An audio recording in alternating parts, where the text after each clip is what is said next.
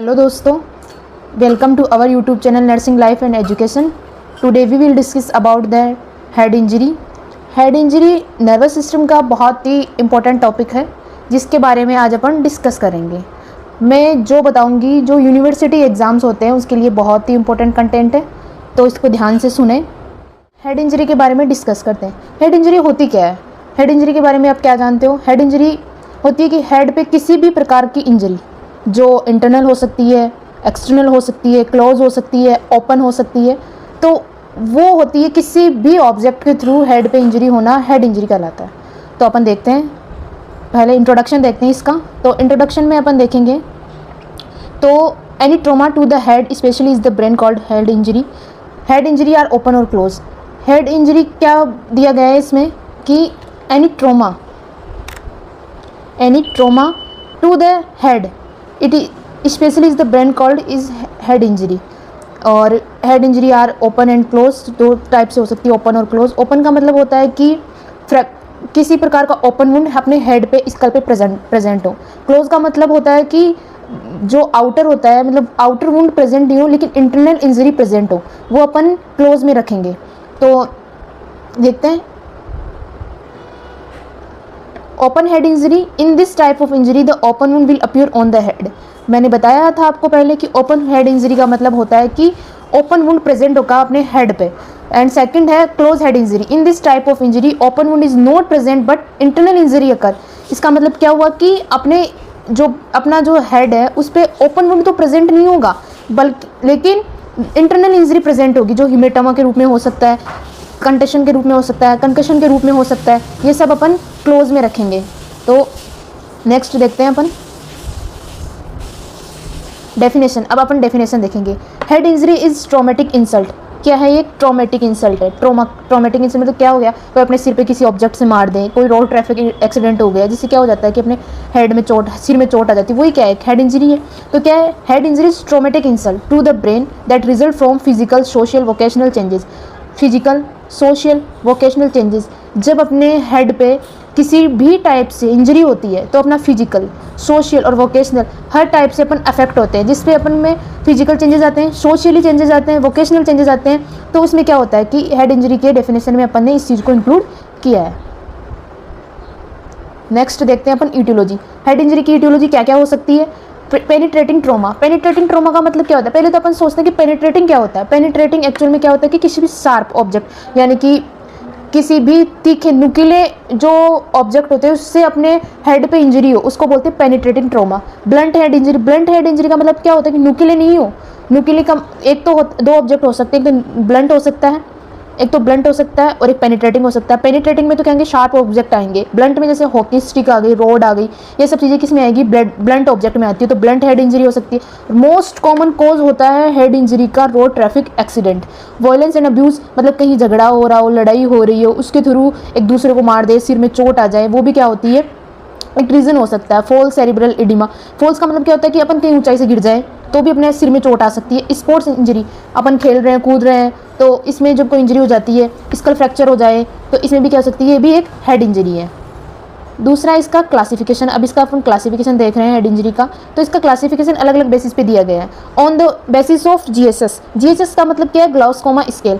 ग्लासकोमा scale क्या है कि एक ये नर्वस सिस्टम में कॉन्शियसनेस को असेसमेंट के लिए एक स्केल दिया गया है, जिसमें क्या होता है कि 0 to 15 नंबर दिए होते हैं, जिसके बेसिस पे अपन ने यहाँ हेड इंजरी को अलग अलग नेम से अलग अलग डिफरेंस किया है। जिसमें माइल्ड हेड इंजरी में मतलब जो जीएसएस स्केल में नंबर होते हैं वो 13 to 15 होते हैं with loss of consciousness for 15 minute. मतलब इसमें क्या होता है कि माइल्ड हेड इंजरी में क्या होता है कि कॉन्शियसनेस है ना वो 15 मिनट के लिए लॉस हो जाता है। एंड अगेन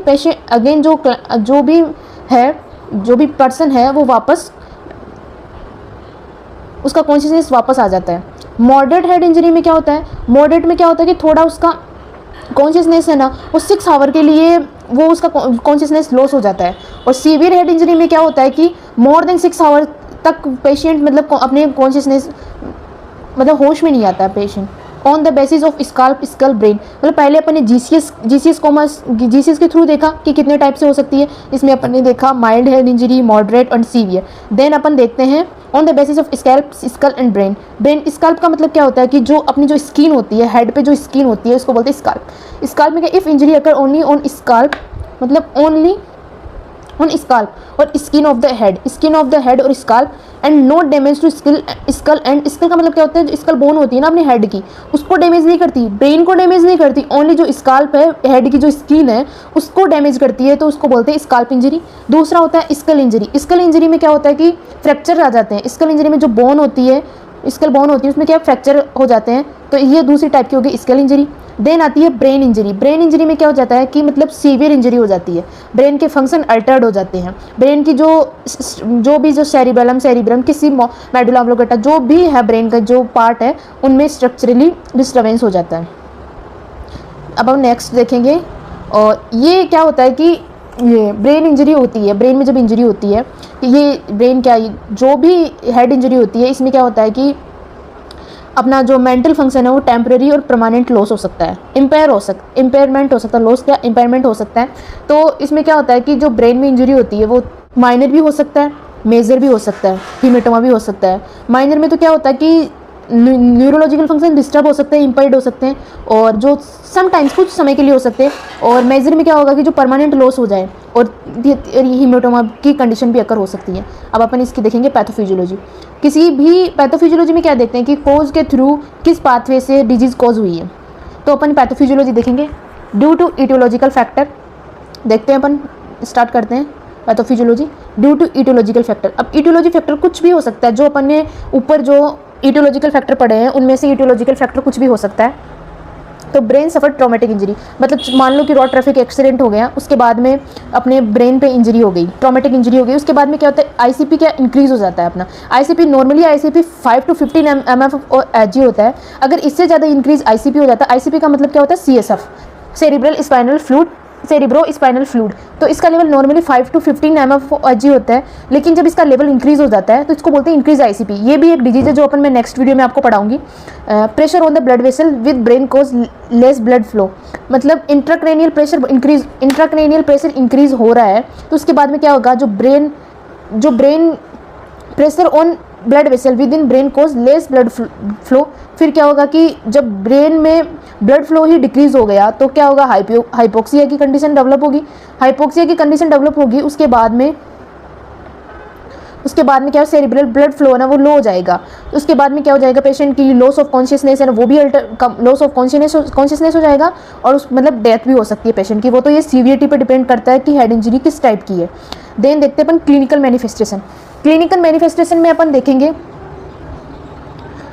क्लिनिकल मैनिफेस्टेशन में सबसे पहला आता है Altered consciousness, disturbance in consciousness, जो कि डिपेंड करता है सीवियरिटी पे, disturbance in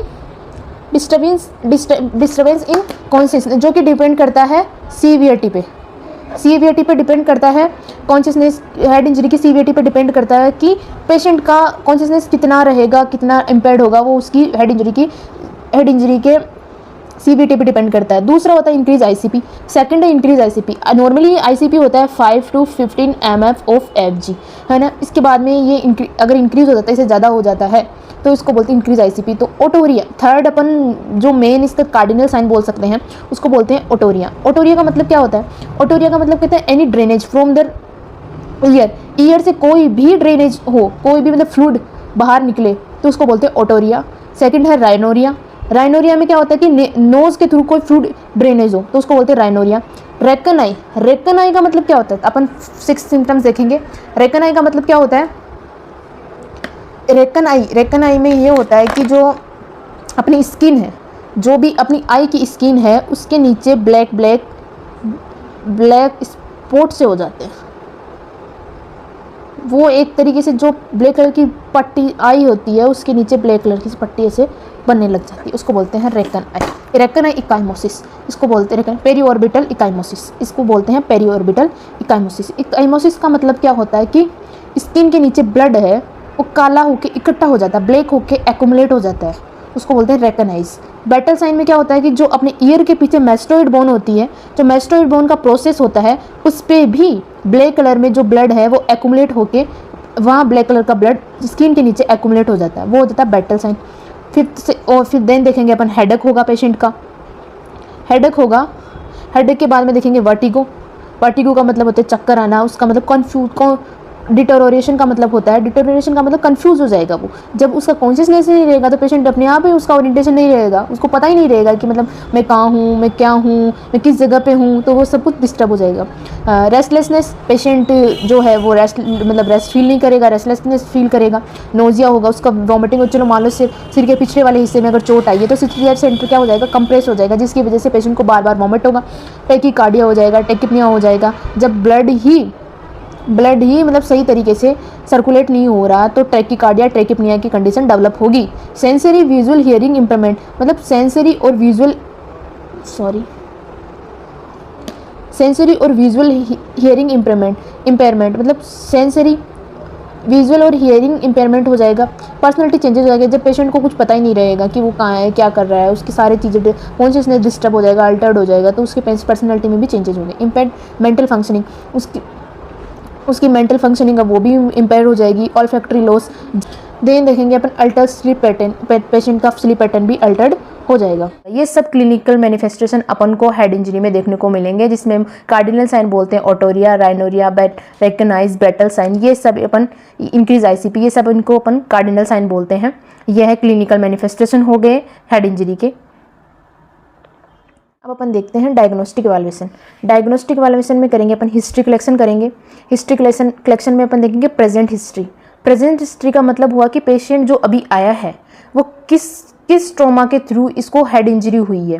road traffic accident है, पेशेंट कहीं से गिरा तो नहीं है, कहीं वायलेंस नहीं हुआ है, उसके थ्रू कोई भी उसकी हिस्ट्री कलेक्ट करेंगे कि किसके थ्रू ये इंजरी हुई है। पास्ट हिस्ट्री देखेंगे, उसकी फैमिली हिस्ट्री देखेंगे, फिजिकल एग्जामिनेशन करेंगे, फिर उसका फिजिकल असेसमेंट करेंगे कि हेड इंजरी कहाँ है, कौन से एरिया में है, और ओपन है, क्लोज है, किस टाइप की हेड इंजरी है, जो उसका फिजिकल एग्जामिनेशन करेंगे। सिटी स्कैन करेंगे, सिटी स्कैन में भी नॉन कॉन्ट्रास्ट सिटी स्कैन करेंगे। नॉन कॉन्ट्रास्ट का मतलब क्या होता है कि उसमें डाइज यूज़ नहीं की जाती है, क्योंकि जब भी कोई ब्रेन से रिलेटेड ट्रॉमा या इंजरी होती है तो उनमें नॉन कॉन्ट्रास्ट सिटी स्कैन किया जाता है, क्योंकि रीनल इम्पेयरमेंट हो जाता है, रीनल फंक्शन इम्पेयरमेंट हो जाता है, जिसकी वजह से जो डाई यूज़ की जाती है कॉन्ट्रास्ट सिटी स्कैन में वो एक्सक्रीट नहीं हो पाती, और वो एक्सक्रीट नहीं होगी तो वो क्या करेगी, टॉक्सिसिटी कॉज करेगी। तो टॉक्सिसिटी कॉज नहीं करे इसके लिए अपन नॉन कॉन्ट्रास्ट सिटी स्कैन करते हैं, जिसमें डाइज का यूज़ नहीं किया जाता। अब हो गया एमआरआई करेंगे, X-ray of skull bone, skull bone में फ्रैक्चर को देखने के लिए अपन स्कल बोन का एक्सरे करेंगे। न्यूरोलॉजिकल असेसमेंट, न्यूरोलॉजिकल असेसमेंट के लिए अपन जीसीएस का यूज़ करते हैं, ग्लासकोमा स्केल, जिसमें कुछ नंबर दिए जाते हैं, नंबर के बेसिस पे पेशेंट का ओरिएंटेशन देखा जाता है, असेसमेंट किया जाता है, तो वो जीसीएस करेंगे। एंजियोग्राफी करेंगे। सीएसएफ डिटेक्शन, सीएसएफ डिटेक्शन में करेंगे कि वो सीएसएफ ग्लूकोज एनालिसिस किया जाता है इसमें बेसिकली। तो ये इसके डायग्नोस्टिक इवैल्यूएशन हो गए सारे। अब देखेंगे इसका मैनेजमेंट, तो मैनेजमेंट बेसिक नर्सिंग मैनेजमेंट हो गया, सर्जिकल मैनेजमेंट हो गया, ये दोनों ही देखेंगे। तो देखते हैं अपन पहले मेडिकल मैनेजमेंट। तो मेडिकल मैनेजमेंट में देखेंगे पहले एंटीबायोटिक थेरेपी देंगे अपन। एंटीबायोटिक थेरेपी इन्फेक्शन को कम करने के लिए देंगे। स्टेरॉयड थेरेपी देंगे like dexamethasone to reduce cerebral oedema. ये क्या होता है कि एंटी इन्फ्लामेटरी ड्रग्स होती है डेक्सामेथासोन, जो सेरिब्रल एडिमा को कम करेंगे। Provide adequate oxygen therapy, patient unconscious रहेगा, उसको हाइपोक्सिया की कंडीशन होगी, उसको कम करने के लिए अपन को उसको एडुकेट ऑक्सीजन प्रोवाइड करवानी पड़ेगी। वेंटिलेटर सपोर्टिंग अगर सीवियर केस है हेड इंजरी का तो उसको वेंटिलेटर सपोर्ट करेंगे। तो ventilator support in severe case. Mannitol drug, mannitol क्या है, एक ऑस्मोटिक डायरेटिक है, जो क्या करेगा, जो आईसीपी है उसको कम करेगा, उसको रिड्यूस करने के लिए अपन उसको मैनिटोल देंगे। उसके बाद में आता है head elevation of 30 degree.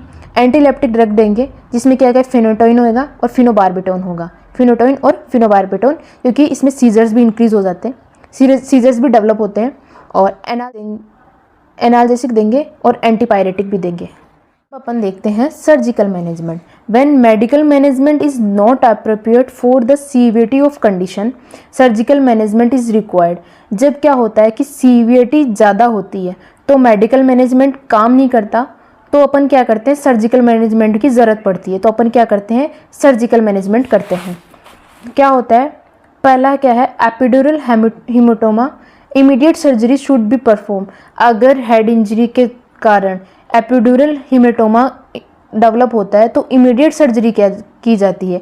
Epidural haematoma क्या होता है, एपिड्यूरल हेमेटोमा क्या होता है, जो स्कल बोन होती है और ड्यूरामेटर होती है उसके बीच में डेवलप होता है। ब्लड एक्यूमुलेट हो जाता है स्कल बोन और ड्यूरामेटर के बीच में, तब क्या होता है कि एपिड्यूरल हेमेटोमा डेवलप होता है। तो जब एपिड्यूरल हेमेटोमा होता है तो इमीडिएट सर्जरी की जाती है। लार्ज हेमेटोमा क्या होता है, large haematoma then it should be drained by surgery, मतलब जब लार्ज हेमेटोमा डेवलप होगा तो सर्जरी के थ्रू उसको ड्रेनेज किया जाएगा। Craniotomy is required, the surgery में बी सुप्राटेंटोरियल और इंफ्राटेंटोरियल।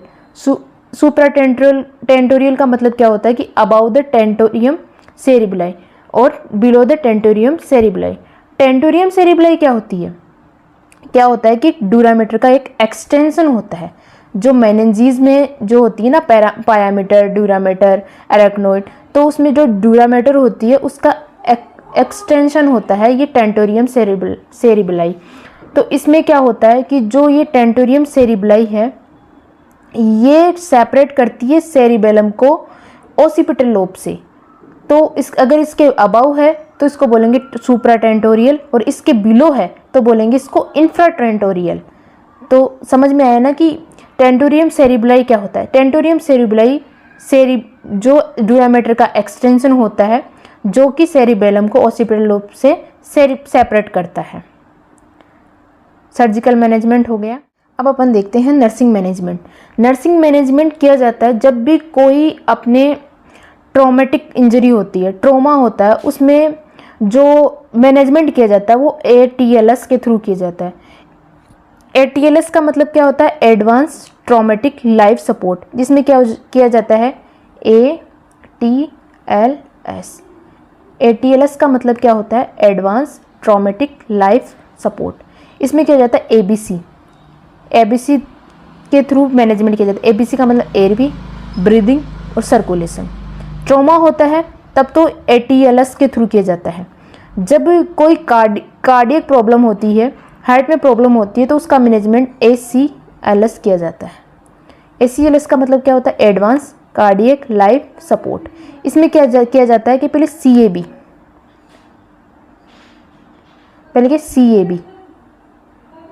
किसमें, ACLS में, कार्डियक सिस्टम में कोई प्रॉब्लम होती है तो CAB का मतलब सर्कुलेशन, एयरवे, ब्रीदिंग, ये सब कुछ पहले मैनेजमेंट में पहले सर्कुलेशन देखते हैं, एयरवे देखते हैं, फिर बाद में ब्रीदिंग देखते हैं।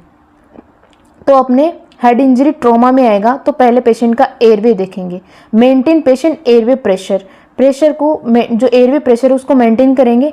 इनिशियली प्रोवाइड सुपाइन पोजीशन, अपन पेशेंट को पहले सुपाइन पोजीशन प्रोवाइड करेंगे। If spinal cord injury is not present, मतलब अपन को क्या पता कि पेशेंट को किस टाइप की इंजरी हुई है। जब अपने पास पेशेंट आया है तो अपन को पता है कि सिर्फ हेड इंजरी हुई है, अपन को पूरा नॉलेज नहीं है कि पेशेंट को हेड इंजरी हुई है या स्पाइनल कॉर्ड में भी इंजरी हुई है। तो पेशेंट को इनिशियली अपन सुपाइन पोजीशन प्रोवाइड करेंगे।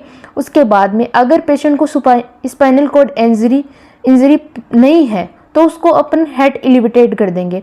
अगर पेशेंट को स्पाइनल कॉर्ड इंजरी प्रेजेंट है, स्पाइनल कॉर्ड में भी इंजरी हुई है, तो पेशेंट को हमेशा न्यूट्रल पोजीशन में रखेंगे, हेड एलिवेट नहीं करेंगे। Spinal cord injury not present, that head of elevate करेंगे 30 डिग्री तक। Morphine injection is contraindicate. Morphine injection क्या होता है, कॉन्ट्राइंडिकेटेड होता है, क्योंकि मॉर्फिन खुद क्या है, एक CNS डिप्रेसेंट है। ऑलरेडी पेशेंट अनकॉन्शियस है और उसको अपन मॉर्फिन देंगे तो वो ज़्यादा अनकॉन्शियस हो जाएगा, पेशेंट की कंडीशन ज़्यादा सीवियर हो जाएगी, तो मॉर्फिन को कॉन्ट्राइंडिकेटेड किया। अवॉइड एक्सेसिव कफिंग, पेशेंट को कफिंग करने के लिए मना किया जाएगा। उसको इफेक्टिव ब्रीदिंग टेक्निक सिखाई जाएगी, जिसको इफेक्टिव कफिंग टेक्निक सिखाई जाएगी, जिससे क्या होगा कि वो कफिंग कम से कम करे, जिससे उसको प्रॉब्लम नहीं हो, ब्रीदिंग में प्रॉब्लम नहीं हो और इंजरी भी अफेक्ट नहीं हो। हाइपर वेंटिलेट द पेशेंट को हाइपर वेंटिलेट करेंगे, क्योंकि CO2 की मात्रा ज़्यादा होगी तो पेशेंट का क्या होता है कि जैसे जैसे CO2 बढ़ता है वैसे वैसे ICP भी बढ़ता है, तो पेशेंट को हाइपर वेंटिलेट किया जाता है। अब इसमें अपन देखते हैं नर्सिंग डायग्नोसिस। जब अपन डायग्नोसिस क्या क्या हो सकते हैं, नर्सिंग डायग्नोसिस इंपॉर्टेंट होते हैं। ये अपने यूनिवर्सिटी एग्ज़ाम में जब अपना एनसीपी आता है उसमें भी जब अपन एनसीपी बनाते हैं उसके लिए भी बहुत इंपॉर्टेंट होते हैं, क्योंकि प्रायोरिटी वाइज ही अपन एनसीपी बनाते हैं, वो ज़्यादा इफेक्टिव होता है। तो सबसे पहले अपन ट्रोमा है तो सबसे पहले देखेंगे एयरवे। तो एयरवे से क्या आ जाएगा, इनइफेक्टिव ब्रीदिंग पैटर्न। पहला डायग्नोसिस हो गया ineffective breathing pattern, impaired sensory perception. से जब ब्रेन में इंजरी हो रही है तो उसका परसेप्शन क्या हो, सेंसरी परसेप्शन क्या हो जाएगा, इम्पेयर्ड हो जाएगा। थर्ड क्या आएगा, अक्यूट पेन। पेन से रिलेटेड अपन डायग्नोसिस बनाएंगे। रिस्क ऑफ इंजरी, मतलब ऑलरेडी उसको इंजरी है और उसको सही पोजीशन नहीं दी गई, उसका रिस्क रहेगा कि उसमें ज़्यादा और इंजरी हो सकती है, risk of injury. Impaired tissue perfusion हो सकता है। नॉलेज डेफिशिएट का बना सकते हैं। और एंजाइटी तो अपन किसी भी डिजीज़ में बना सकते हैं। ये हो गया इसका नर्सिंग डायग्नोसिस।